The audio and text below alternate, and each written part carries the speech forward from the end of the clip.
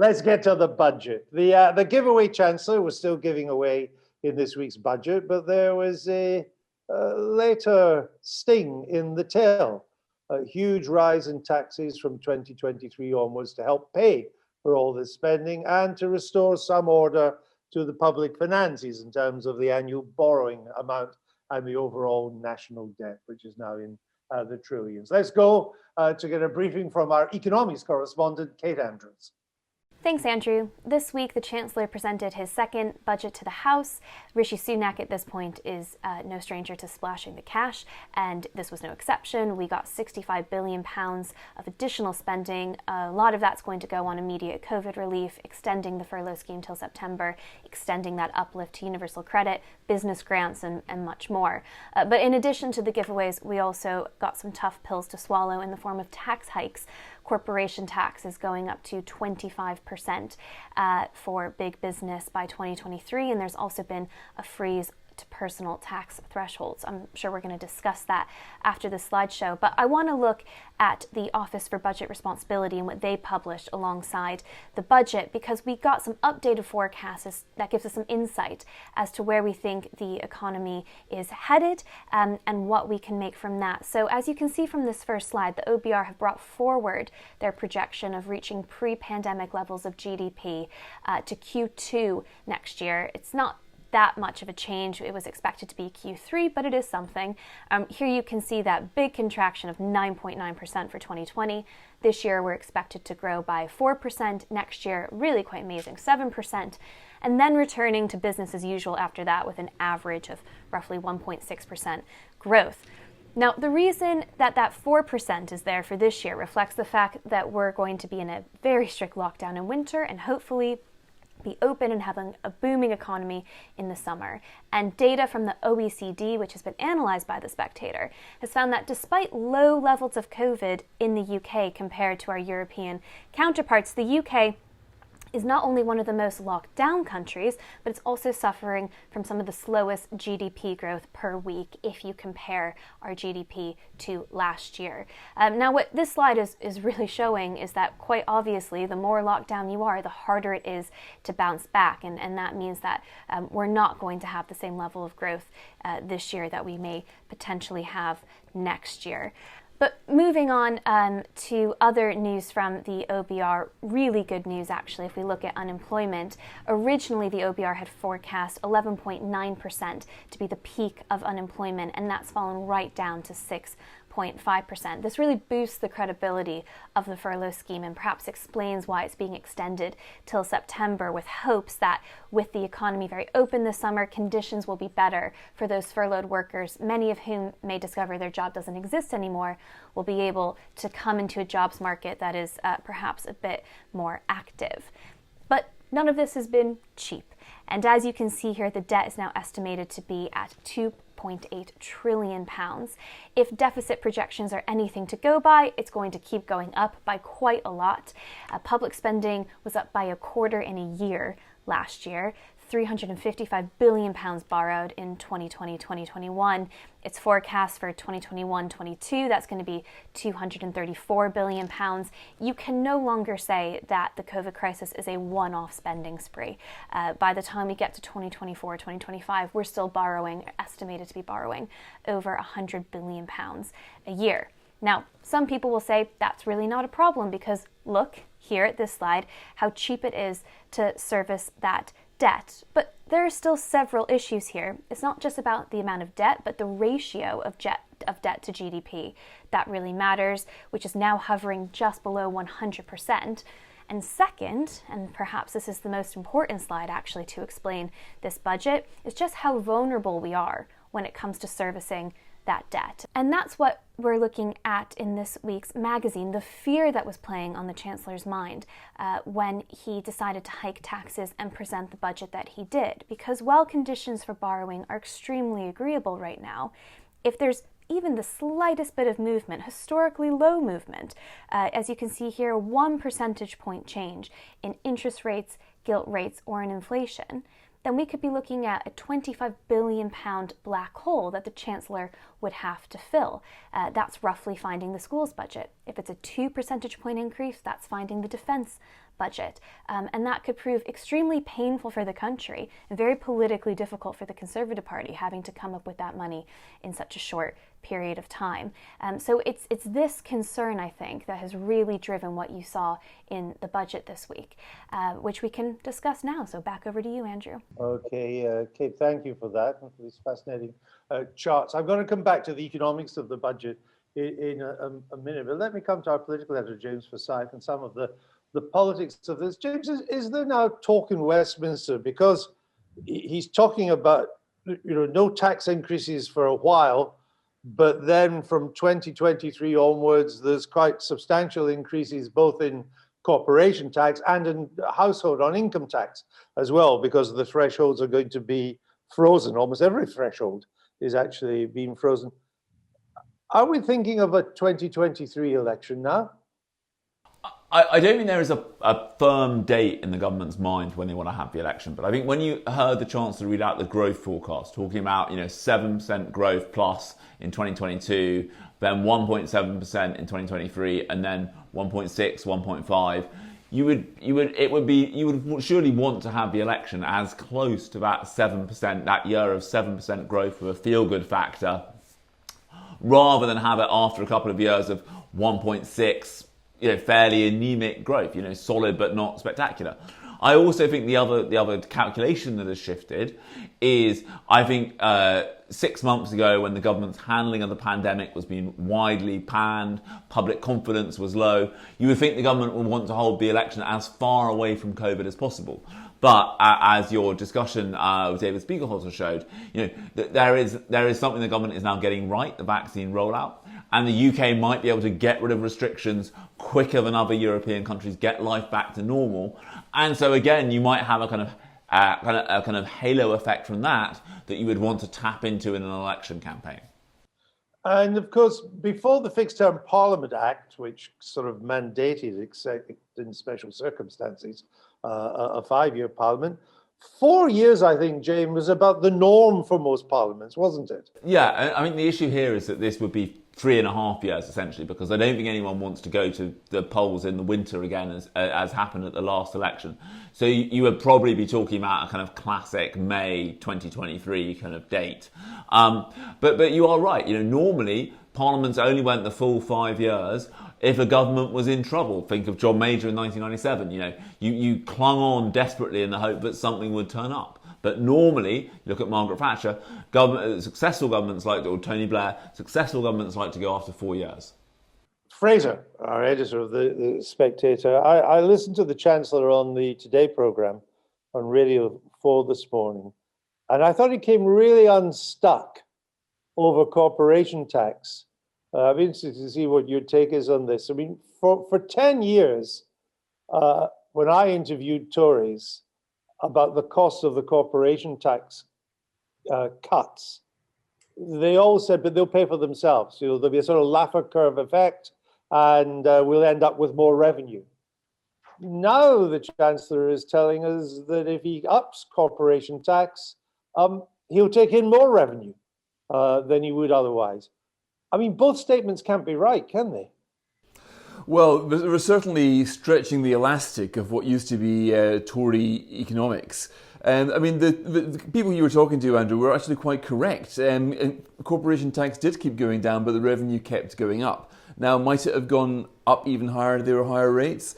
The thing is that corporation tax was a little bit of a misleading indicator, because the actual burden of tax the companies face has got a lot to do with the deductions of what they can count off against tax.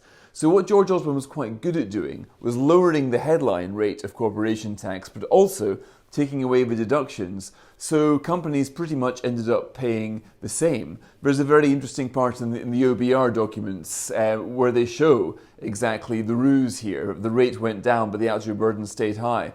So in a way, the great giveaway was never quite as generous as it seemed. Now you could argue Rishi Sunak's coming along saying, look, I'm going to increase the allowances. I'm going to let you write off 130% of the value of machinery that you might buy against tax. And isn't that generous? That raises the prospect of a kind of reversal of the Osborne years, the allowances getting more generous even though the rate is going up.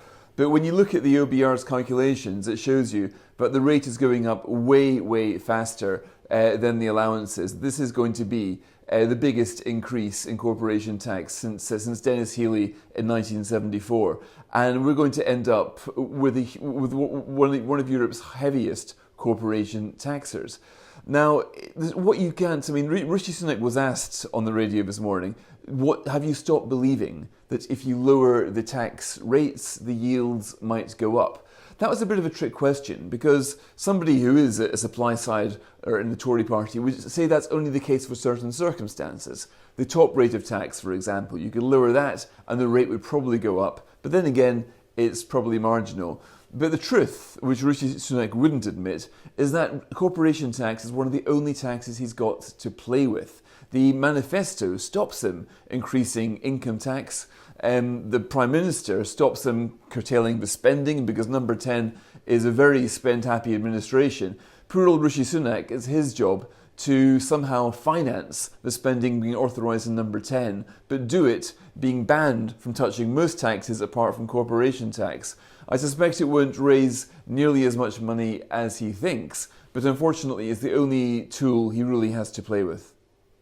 Kate, I was fascinated by your cover story this week in The Spectator and the spectre of inflation, because it has been the kind of hovering in the background. We've been in this incredibly benign atmosphere for so long that governments can borrow at the lowest possible interest rates, the cost of servicing the debt. No, I mean, the size of our national debt at the moment is at wartime levels, but the cost of servicing the debt is a lot lower than it was when our national debt was a lot smaller. But that all changes if inflation was to come back, and that would make the bond markets nervous, and it would make fiscal positions far less sustainable. And I was interested that you think the Chancellor is worried about this. Absolutely. There's been a lot of talk leading up to the budget that the Chancellor might be raising taxes to pay down the debt. I don't think the Chancellor at the moment has such lofty dreams. This is about a much more immediate concern, and that is that these conditions for borrowing that are so agreeable at the moment only need to change just slightly for him to be in a really difficult position. And weeks ago, frankly, the economic consensus seemed to be that everything was going to be fine. It would be rude not to borrow this money. It's so cheap to service the debt. But something has started to change. Now, you don't have major economists coming out and predicting inflation, but you have very senior people like Larry Summers, who is by no means a fiscal hawk. He was Treasury Secretary under Bill Clinton, economic guru to Barack Obama. In the United States, he's looking at Joe Biden's $1.9 trillion stimulus package, which is going to land just as the economy is booming open because the U.S. is having a big vaccine success story at the moment. And he's saying this is extremely risky. We may well be risking inflation. And over here you have the chief economist of the Bank of England, Andy Haldane, releasing a speech last week all on this topic. Again, not going so far as to predict it, but he concludes by saying this is a real possibility. We are very vulnerable. We just don't know what happens when you artificially suppress an economy and then open the doors again. We don't have a playbook for this. So credible people are talking about it, and it's certainly weighing on the Chancellor's mind. He wants to make sure that if interest rates, gilt yields, inflation budge ever so slightly, he's going to be able to find, as I showed in that graph, £25 billion, potentially more, in order to cover it. James, there have been movements in the bond markets in recent days that corroborate what Kate is saying. But if this is now a concern, this goes way beyond the British government. I mean, this plays to the heart of the debt dynamics of the Eurozone. I mean, if you look at France could now be heading towards a debt to GDP ratio of about 120%. I think Italy is already over 140 and rising. Portugal's not far behind. Spain is enormous as well. All that debt's been financed either through European Central Bank QE or been done by the governments themselves because interest rates are so low and they've been able to get their debt away. If what Kate is saying is now coming on to the policy agenda, that's a real problem for the Eurozone. Yeah, and I mean, there are two other factors worth considering here. One is that the QE that followed the financial crisis essentially went into repairing banks' balance sheets. So it didn't really go into the real economy. the QE that has happened during this crisis has gone into consumers' pockets. And also, if you look at the amount of savings that have been built up in this country during the pandemic, you can quite easily see how when people come out, that there's a rush for home improvements and the like, and that creates an inflationary pressure. Then you add to that, as Kate says, the US has the global reserve currency, so it has far more room for manoeuvre. But you look at the size of this Biden stimulus, and it could be about to inject quite a sizable bit of inflation into the world system. I think you saw the Bank of Japan getting nervous about this. This is going to be a big issue. And as you say, the Eurozone, I always think this about the Eurozone. We've stopped talking about the euro, but its problems are still there. It is simply just in an acute state in a chronic state rather than an acute state. If interest rates start rising, it could get back into the acute state really quite fast. Fraser, over the years, as we've done our budget shows in the aftermath and so on, we've talked about how the government from 2010 onwards was trying to get the annual deficit down bit by bit as a percentage of GDP. Was it succeeding or not? And whatever it did, of course, national debt continued to rise. Of course, all these figures, we used to be talking about an annual deficit of about 45 billion pounds. I think the one this year is going to be over 300 billion.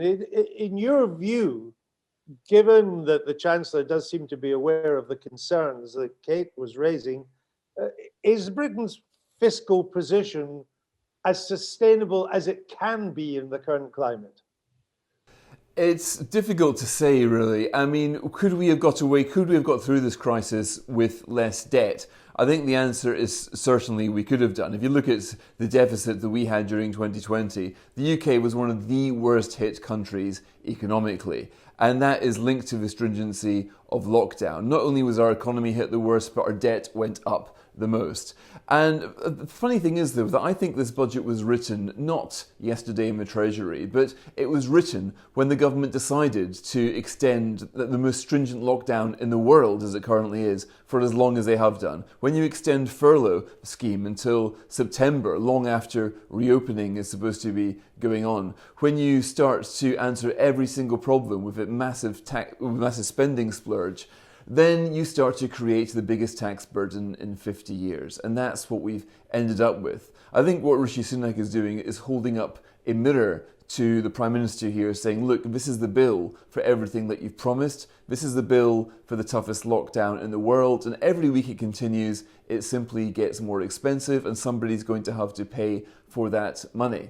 So I think that we could have got through this crisis without doing as much fiscal damage as we did, but it's a bit too late now for that. The Prime Minister has tied himself to his dates, not data schedule of moving out of lockdown. The Bank of England has also printed as much money as the government has borrowed. So what we really don't know is what the markets are going to think of the continued hunger for deficit spending after the Bank of England stops printing. So we're about as stable as any other European country right now, which is to say not very. No country really knows how it's going to be until, first of all, the quantitative easing stops. Secondly, the economies rebound and we can see how strong that is. And thirdly, we wait for the fallback from Joe Biden's massive spending splurge, which could trigger the inflationary wave if he pours lots of vodka on the post-pandemic party that America is about to have, with a bailout which is something like 4 times the size of the stimulus that Obama did after the crash. So we've got a lot of question marks and a lot of questions that will be answered by the end of this year.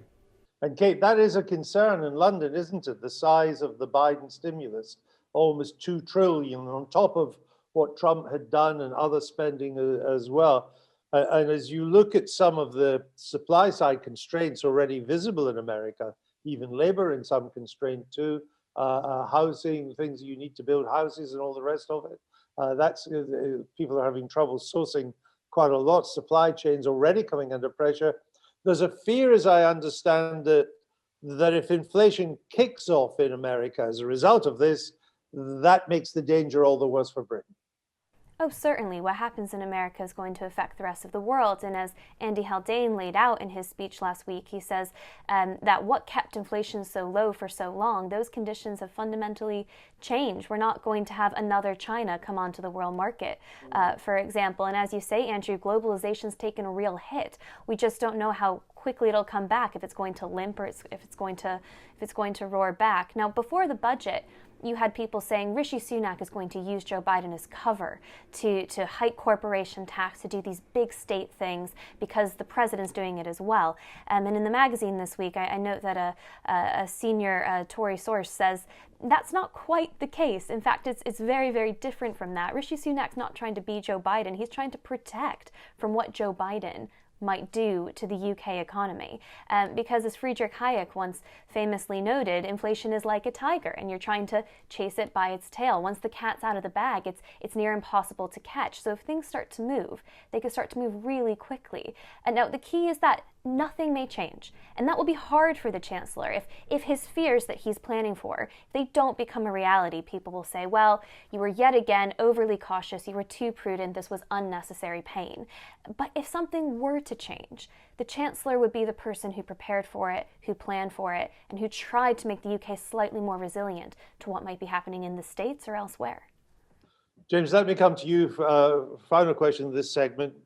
My understanding is that despite the tax rises and all the rest of it, the Tory backbenchers are not in a revolting mood. They, by and large, they're either accepting it or they're keeping their lips buttoned for the moment. But if the election is to come in 2023, given the importance of the red wall, the seats that they won in 2019, old Labour seats, some seats they had won for a generation, if ever. And they've got this levelling up agenda as well, with some money being spent. Are they really going to be in a position as they go round the red wall constituencies by 2023 to say, look at this improvement we've done here. Look how this town centre is booming here. Look how we've cleared these slums. We've built a new clinic. You know, all the things. Will there really be visible signs like that they can say, this is a real improvement compared to 2019? I think this is one of the big challenges for them. You know, I think that lots of voters in these red wall seats take their state of their local high street as a proxy for, is where they live better off than it was 4 years ago? I think one of the problems is COVID has accelerated all of the changes hitting the high street. You know, the shift from bricks and mortar retail to online, for instance. So I think they are going to have to do kind of big planning reform to make the high street more residential, things like that. I also think, though, that the public will accept that, you know, the government have lost a whole bunch of time to COVID. I think one of the challenges for Labour is, you know, that I think they thought that they would be able to say quite definitively at the next election, the Tories have been in power for 14 years, and once you've been in power for 14 years, you know, essentially everything is your fault. You know, I mean, how much longer do you need to fix it? I think now the political argument will be slightly different. The government will be talking about being 2 years into its COVID recovery plan, you know, this Build Back Better slogan. So I think voters will get that, you know, there has been an interruption. But I think, as you say, the particular problem, I think, is that in these places, people will say, well, you know, my local high street, and that high streets have undoubtedly been one of the things that hit hardest by COVID.